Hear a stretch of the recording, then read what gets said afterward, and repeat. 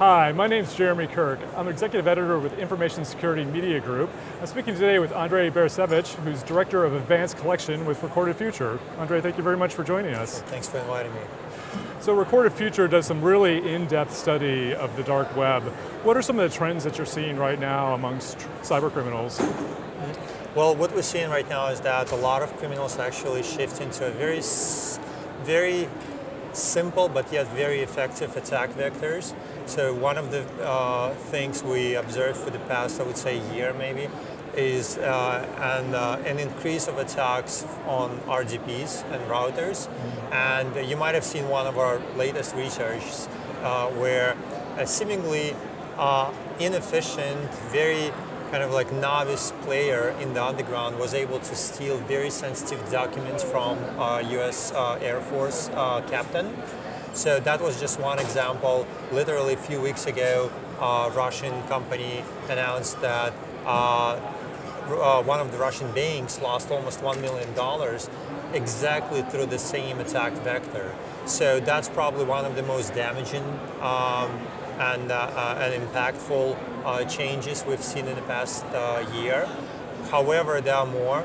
We're also seeing that criminals kind of like shifting away from cryptocurrency, malicious cryptocurrency mining attacks, which we've seen for the, let's say, last year, to ransomware attacks. And we've actually predicted a year ago that ransomware attacks would be declining, and malicious cryptocurrency attacks, mining attacks would actually be going up. But now, since the price of Bitcoin went down significantly compared to $20,000 in December, criminals finally realizing that it's not as profitable as ransomware.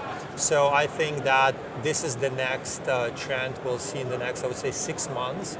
Bad guys will come back to ransomware as a cash cow, I would say so. We're also seeing that criminals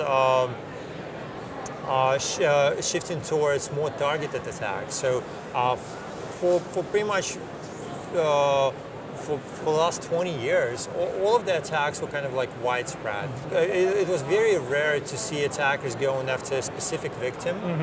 Most of the attacks are kind of like opportunistic attacks when criminals kind of like cast a wide net and then just basically waiting until their next victim. They never knew who's gonna be their next victim. But this time, what we're seeing is that they became very selective at who they target. So we're seeing more and more attacks on law firms, right? And you would think, why hackers attack law firms, right? Well, law firms possess highly sensitive M&A data, for example, right? And we've seen bad guys doing stock market manipulations using the data and making hundreds of millions of dollars. You would definitely not expect it from hackers, but this is where we're seeing the trend going.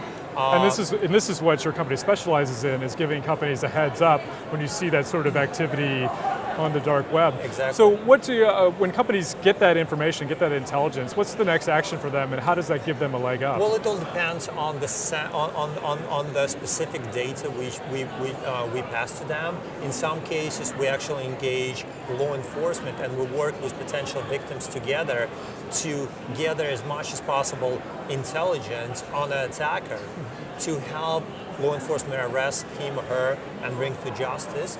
We also, in some cases, we actually obtain samples of the data to help victims kind of like validate a breach if it actually occurred. In some cases, we continue working with criminals. However, at the same time, we're working with law enforcement as a kind of like middleman, undercover agents to, as I said before, to gather as much information as possible about the attacker. And I wanted to ask you about Bitcoin again, because you brought that up. Sure. Recorded Future did a study recently where they found that most cyber criminals accept Bitcoin, but they were also starting to diversify into other ones like sort of Monero and Dash. Do you see a further migration to more privacy-centric coins, because people have become very good at now tracing Bitcoin, and it's becoming quite hard to cash out? Right. We do. We've definitely seen some trends where criminals kind of like became more adept to to various cryptocurrencies, not just Bitcoin. Although Bitcoin still remains the major currency of the underground.